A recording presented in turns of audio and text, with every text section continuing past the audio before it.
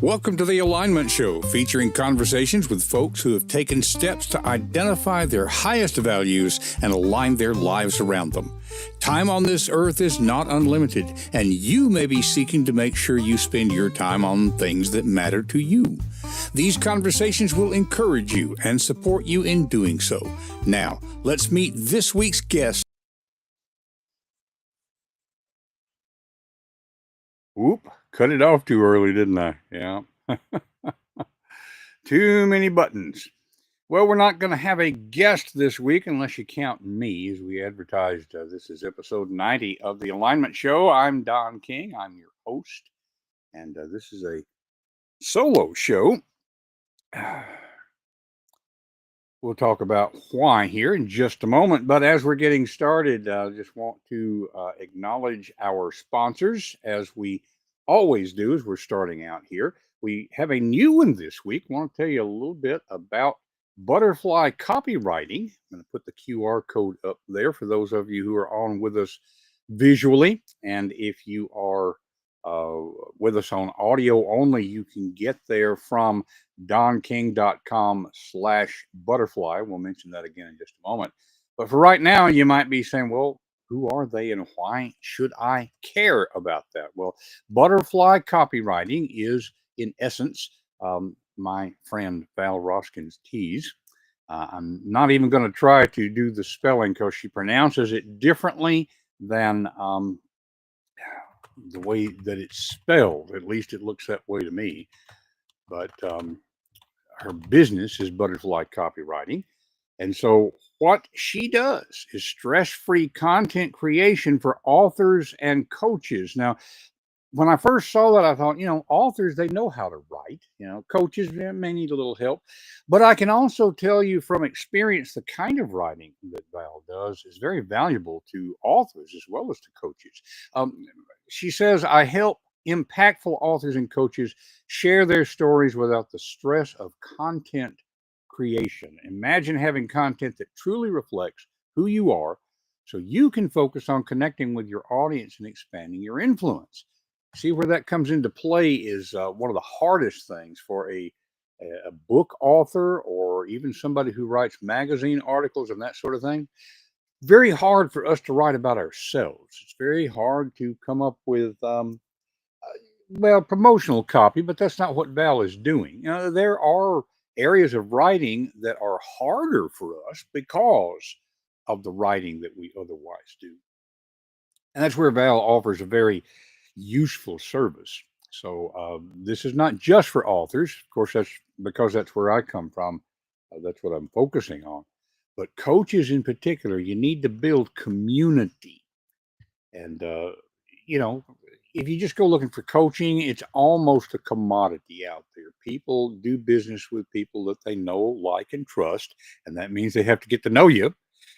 And Val helps you with that. So check out Butterfly Copywriting. Again, you can get there from donking.com. That's Don with a double N, DONNKING.com/butterfly. And that's worthwhile checking out for any solopreneur. Also, as usual, my own books are a sponsor. I've said it a couple of times, I'm having to adjust it.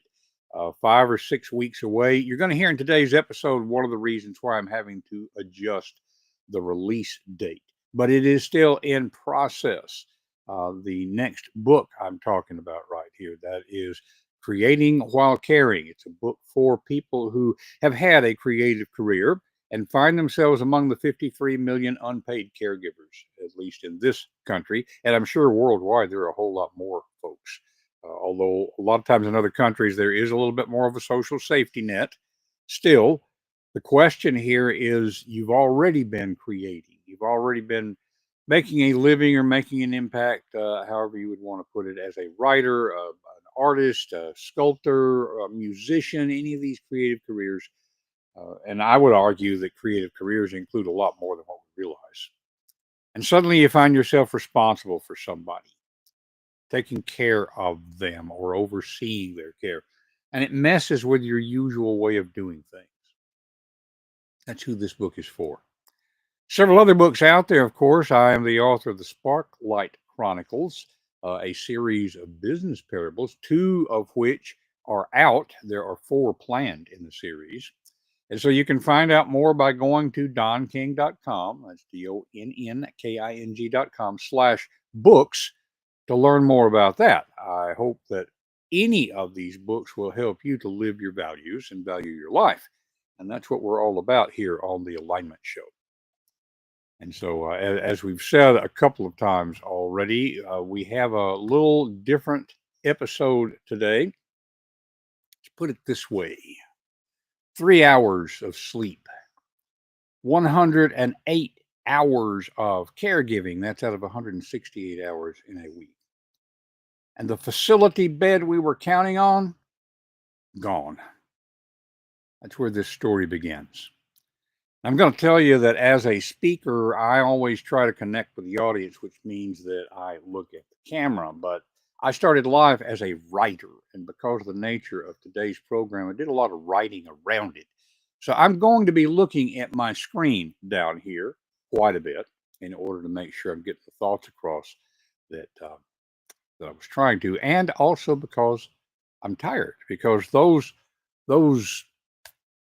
figures, those setups that I gave you, well, that's our situation right now. Why this episode now? Well, now this is not just me using you guys for therapy. Okay, I realized long ago that all of us face incredibly difficult circumstances from time to time.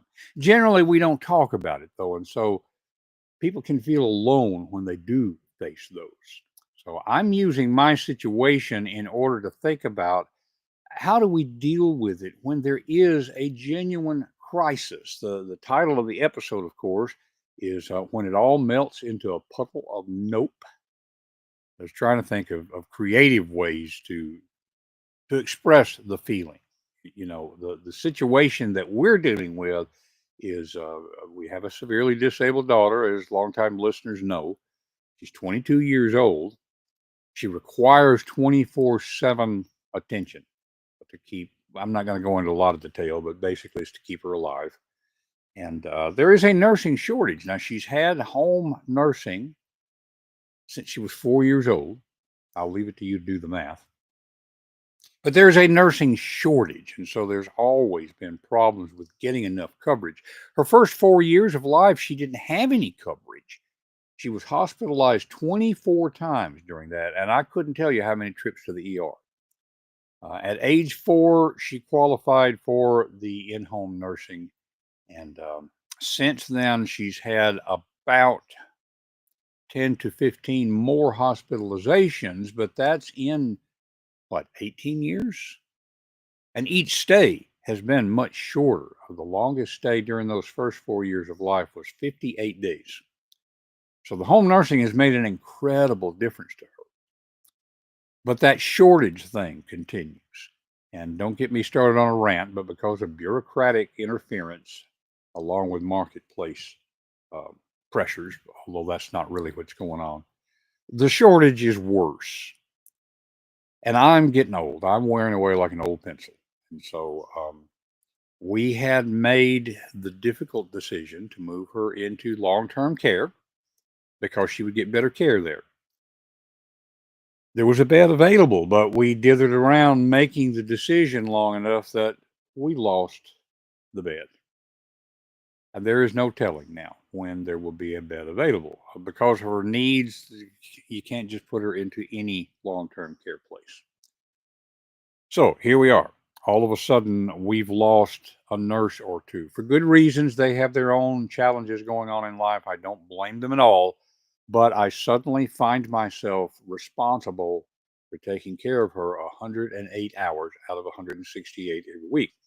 My wife is also partially disabled, so she really can't help with that. And I'm exhausted, folks. Okay, that's one of the reasons I look as ragged as I do. Um, Running on short sleep today, but it was important to me to go ahead and get this episode out there. And so that's where we are right now. And again, I'm not doing this for pity or whatever. It's just that usually we don't talk about these kind of things. And I'll bet there are people out there who are hearing something like this and saying the details vary, but I can relate to it. Today, we're not fixing anything. We're talking about how we keep going when there's no fix in sight. And I hope that makes sense about what our episode focus is and why we're talking about it right now.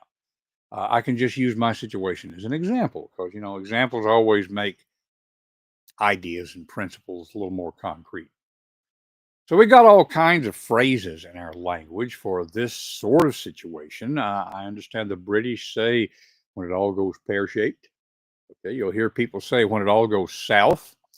And I have a problem with that one because I'm from the South.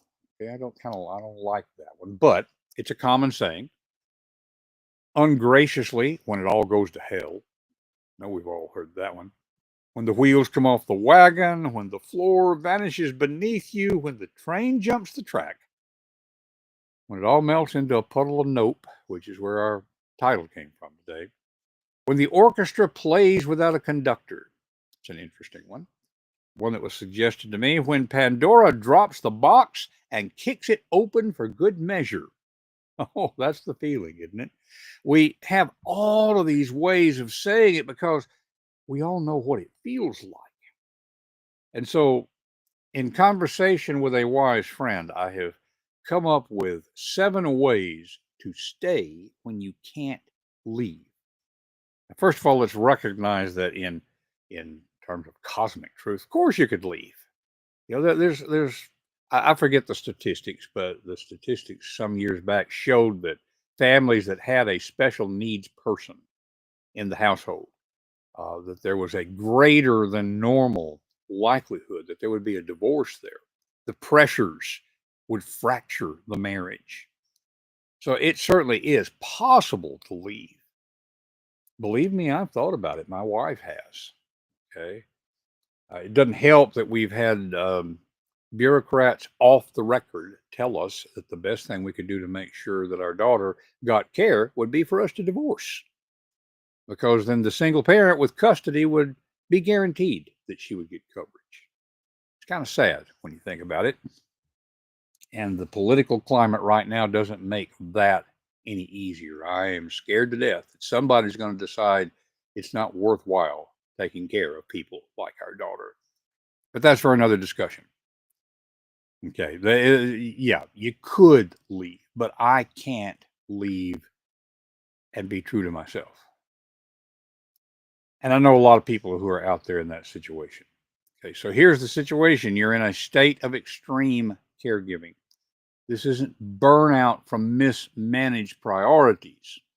This is what happens when the immovable object of your responsibilities meets the unstoppable erosion of your energy. So, first, let me tell you, you are not weak for feeling worn down.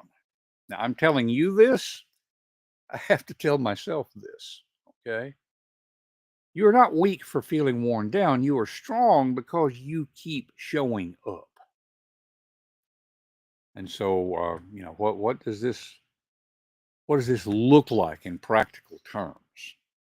So, one of the suggestions, and honestly, I've resisted some of this for years. The suggestion is to journal or voice record your real uncensored feelings once a day. Now, I've resisted journaling because, hey, I write for a living. I'm not going to do that for fun.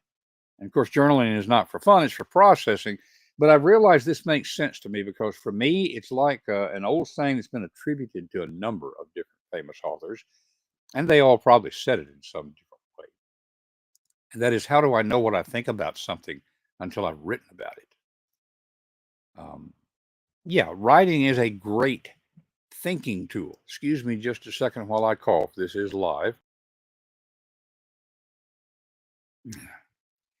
Told my students for years, that's the reason we teach writing in college. It's really not for the kind of expression that a book author or magazine writer or that sort of thing would actually do. We teach writing more or less as a thinking tool in college. And so journal, or if that's too much of a problem or you don't feel like you're a writer, voice record. You're not going to play it for anybody else. You're not going to publish it. Say the hard things, rage, despair. Get that grief and guilt and exhaustion out there. Give them air so they don't rot inside you. And you can name what you're doing crisis phase care, not normal life. This one's difficult for me because part of the problem here is it feels endless, like it's not ever going to end. Intellectually, I know the wisdom of this too shall pass. And I know we've been in similar crises before when I could not see the possible solution. And yet something would resolve, something unexpected. It's defensible. Okay. So you're in crisis phase care, not normal life. Now, for anybody who's in this situation, normal is just a setting on a dryer. What's normal? But there's normal crisis and then there's abnormal crisis. So we're in emergency operating mode. And that framing matters. Okay, that's number one. And by the way, we have started for people who are supporting the podcast through paid subscription of some sort, usually through Substack, but you can also have an ongoing subscription on Buy Me a Coffee. For folks who are in that category, we are providing extra goodies to go along with each episode. One of those is that we will have a cheat sheet that will have these things listed. So number one, let's say it again. Number one is acknowledge the truth without judgment. Okay, number two, micro relief and micro control. You're in a situation where you can't stop, but there are 30-second things that slightly refill you or help you reclaim slivers of control. For example, take a single breath with your hand over your heart and remind yourself, still here. Maybe a short mantra, even a sarcastic one, still vertical, still functioning. In a way, it's like any meditation mantra, it puts you in the moment. Okay, there's this big overarching problem, but at least right here, right now, still here, still vertical, still functioning. All of us have cell phones these days, and they have timers on them. So set a timer and put your feet up for 5 minutes while staring out a window or staring at a photo that you love. I don't recommend getting on YouTube, because that just stirs up your mind in some other way. It's not doing nothing, it is resetting. And you can give yourself 5 minutes. I frequently will do that in my daughter's room. And I'm right there. So if an alarm goes off, it's not a problem. Another thing you can do is to carry a comfort object in your pocket. It may sound juvenile, but even a small, smooth stone or some token with meaning can reconnect you to yourself. I've got what's called a worry stone that I carry around with me. It's actually got a little hollow kind of rubbed out for your thumb. And simply touching the texture of that, again, it puts you in the moment and it can reconnect you with something meaningful. All right. Number three, ruthless simplification of the mental load. Now, you've already cut out the non-essentials. We did that long ago. The usual time management advice is to cut out the fat. Well, the fat's been gone for a long time, folks. And you're probably in that situation if you are experiencing something like this. So you've cut the non-essentials already. Now go deeper. Yes, we're talking about cutting where it may hurt. But the question here is, can anything be automated, scheduled, outsourced, or maybe even intentionally ignored? Ask yourself about any given demand, a requirement. What would happen if I didn't do this? What about this is good enough instead of ideal? Heard a podcast earlier this week. It was on Dan Harris's 10% Happier podcast.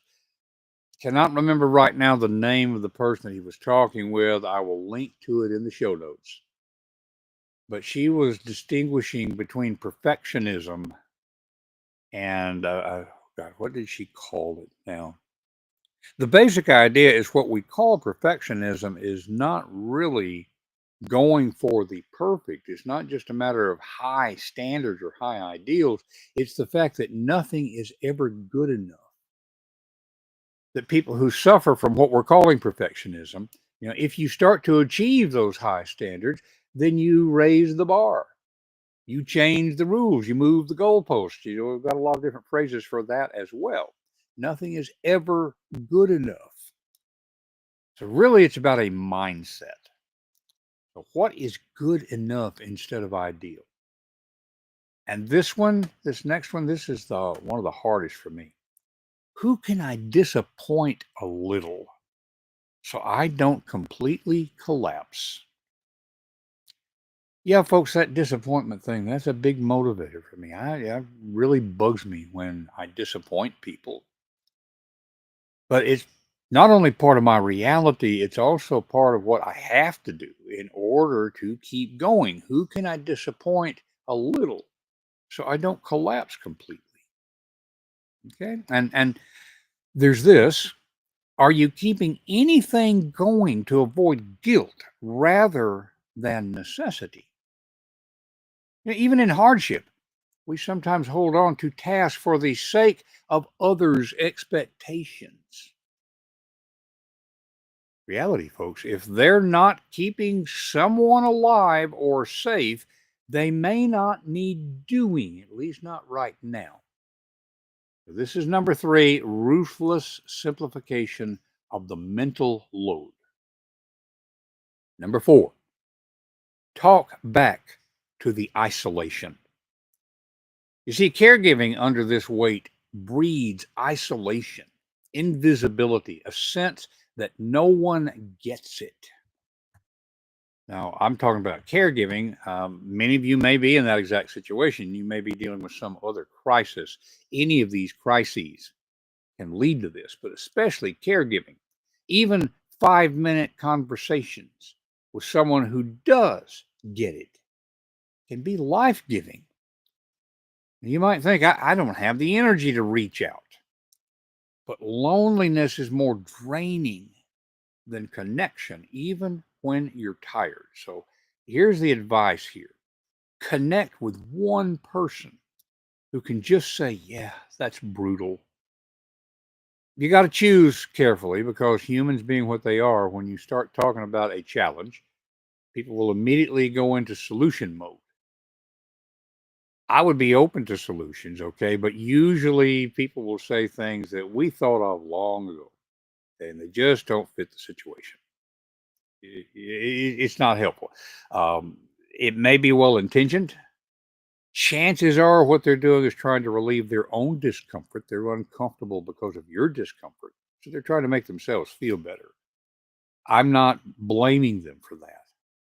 Okay, I'm just saying that what's needed right here mainly is somebody who gets it, who will be with you. The word compassion comes from Latin roots, calm, which means with, and passion, feeling. You just need somebody who's feeling with, not to solve it, just to see you. We've had on the show a few times Kevin Tumlinson, and Kevin's going to be coming back on a little bit later on. He and I have had some conversations because he and his wife have gone through their own challenges.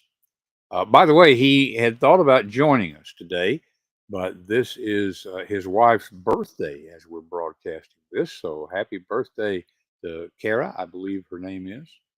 Doubt she'll ever hear this, but just in case, happy birthday, Kara. And Kevin, shout out to you.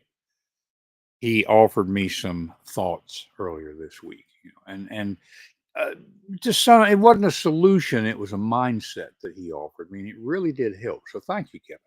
And that was just a quick interchange. Yesterday, had a meeting with another writer. Uh, Technically, we were getting together because I helped him to publish his book, and we were looking at something with that. But we wound up talking for a couple hours. We had nursing care yesterday, so I was able to get away to a coffee shop for a bit. And just having that connection was so healing, so important. So whether it's 5 minutes or a longer time, just connect with somebody. If that's not available, then record yourself speaking into your phone as though you were leaving a voicemail for someone who completely understands. You don't have to send it to anybody. That's okay. This is a tweak on the journaling thing we talked about earlier. Really is a source of support. In fact, number five, redefine strength as softness. In these moments, survival doesn't look like boldness, it looks like breath. Strong person isn't the one who never fails, it's the one who knows how to. And I'm reading my writing here. I said the wrong word. A strong person isn't the one who never falls. It's the one who knows how to fall without shattering. Okay, give that a little bit of a thought there. It's not the one who never falls. It's the one who knows how to fall without shattering. So let these be enough. I'll just use my own situation. Talking to myself now. Let these be enough. Sitting with your daughter and letting her hand be in yours. Laughing once a day, even if it's dark humor. And folks, you got to know we have gallows humor in those situations. Okay. Perfectly okay. Letting someone else bring you coffee without apologizing. I got trouble with that one. Okay. People will say, can I do this? Can I do that? By the way, it is more helpful if you happen to be the person trying to support someone who's a caregiver. Don't just say, let me know what I can do. Because I got to be honest with you, folks. Somebody says that to me, I got no idea. I got no clue what they could do. But if somebody says, can I bring you some coffee? Can I go to the store for you? Can I run an errand?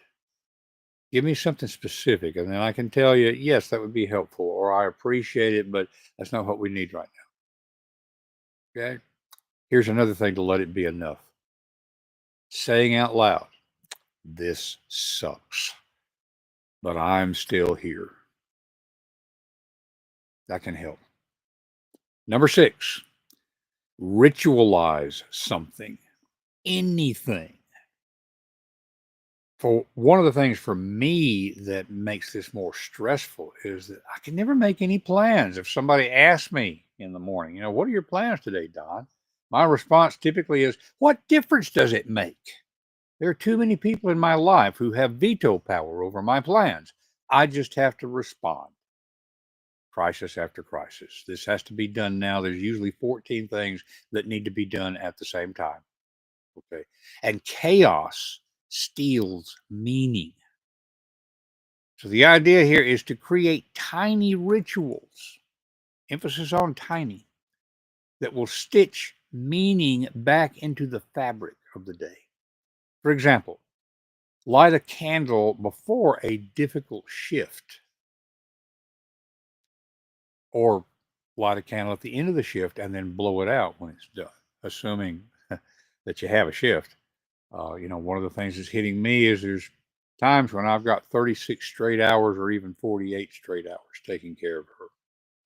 Here's another mini ritual. Say the same phrase to yourself each time that you change her feeding or each time that you give her medication.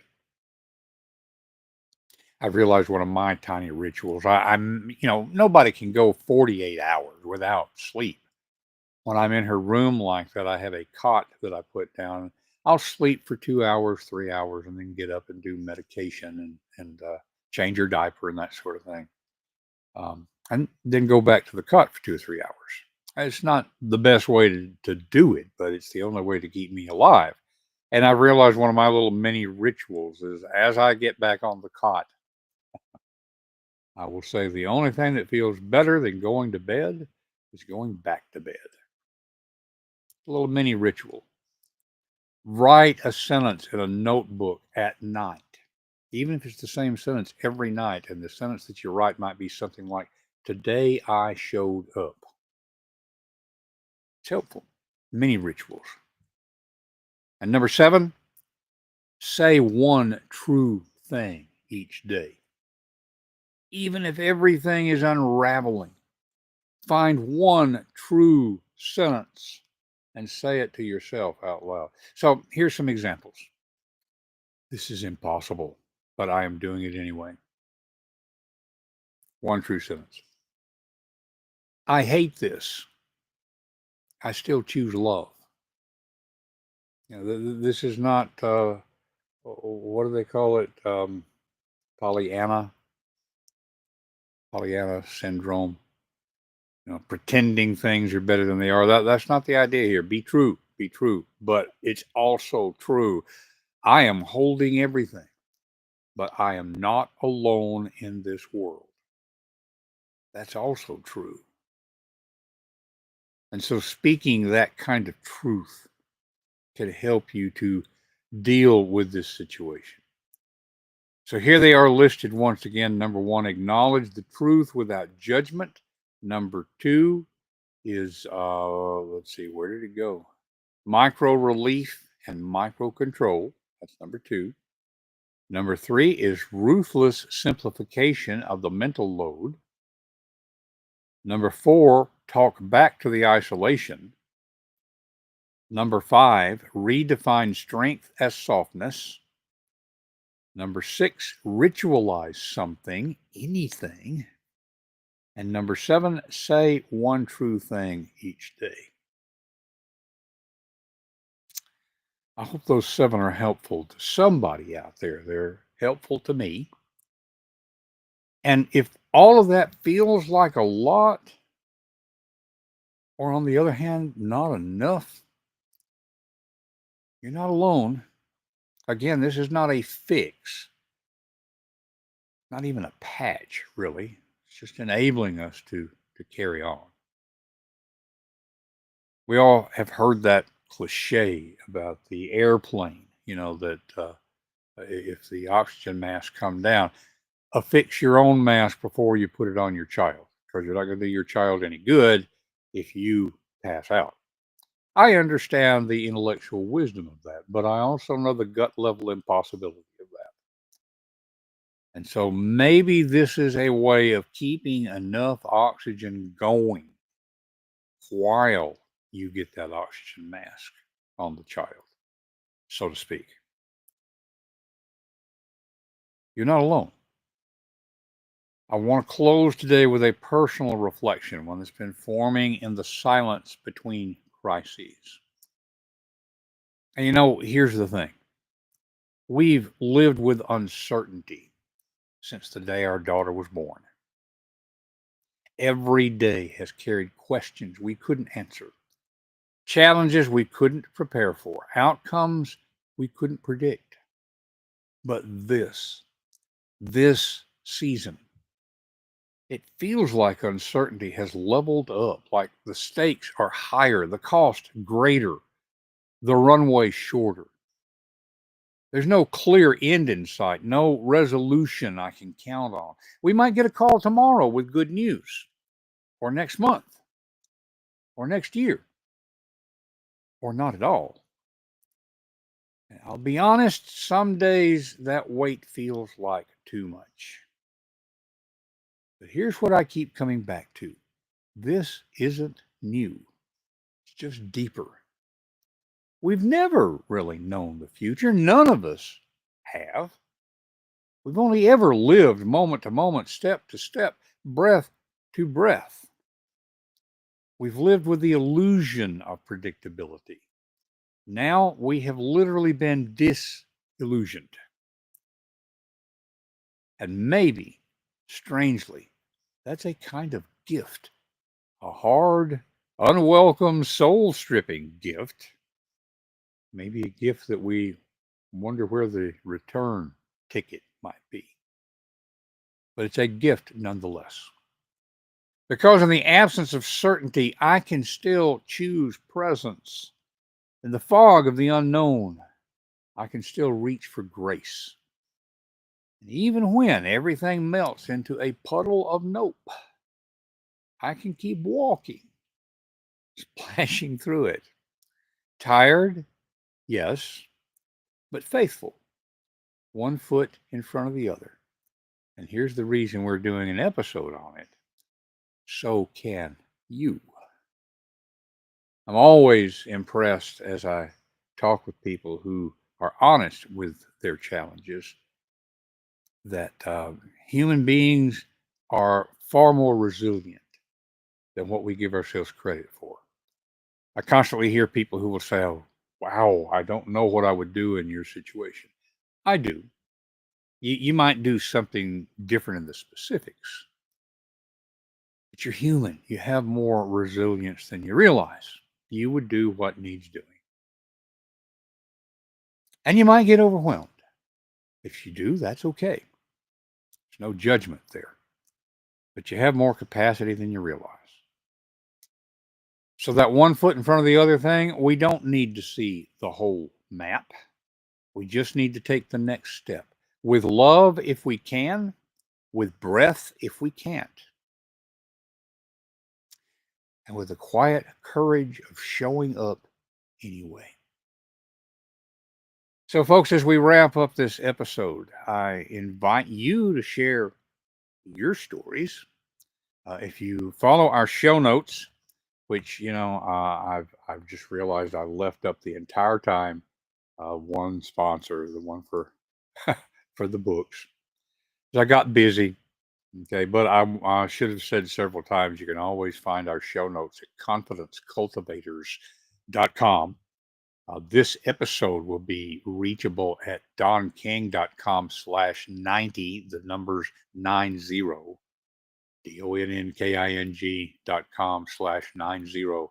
I would invite you to share your stories in a comment there, or um, this will be on YouTube, Facebook, and LinkedIn. It'll be audio on the usual podcast places. I don't know how easy it is to make comments there, but any of these places where you can make comments, and especially on the show notes at donking.com/90, share your stories. When did life melt into a puddle of nope for you? And you're still here. You're still here. I don't know what we're going to have next week. I don't know that we'll have a show next week. We've tried to commit to at least twice a month. The days that we release it varies because of this situation. I don't know, but I will post you about it. And again, it would be worthwhile subscribing at confidencecultivators.com so that you get that notification. But in any case, if this resonated with you, please share this with somebody who needs to hear it. Rate the episode. Go on YouTube or Spotify, Apple Podcasts. Just wherever you're hearing this, go rate the episode. It helps other people to find it. Remind you that you can always support the show by you can go to confidencecultivators.com and subscribe for free. And I would encourage you to at least do that. But if you want to support the show, you can do an upgraded membership there that will support us. You can go to buymeacoffee.com/Don King. That's another way to support us. Just tell people about the show. Usually, if you're new to us, usually we have conversations with other people. I hope, though, that this has been time well spent for you. And whatever your situation, whatever wagon the wheels might have come off of, which may be why you find this episode, keep walking, friend. one tired, faithful step at a time. And with that, we will close out this episode. I hope that you will join us again. With the Alignment Show, we seek to help you to live your values so you can value your life. And we'll see you next time on the Alignment Show. That's it for this week's episode of the Alignment Show. What has it inspired you to do in your own life? Whatever it is, take action now and take the first step. It will help you to talk with a friend about what you're thinking. Share confidencecultivators.com to spread the goodness. And remember to live your values and value your life. We will see you next week on The Alignment Show.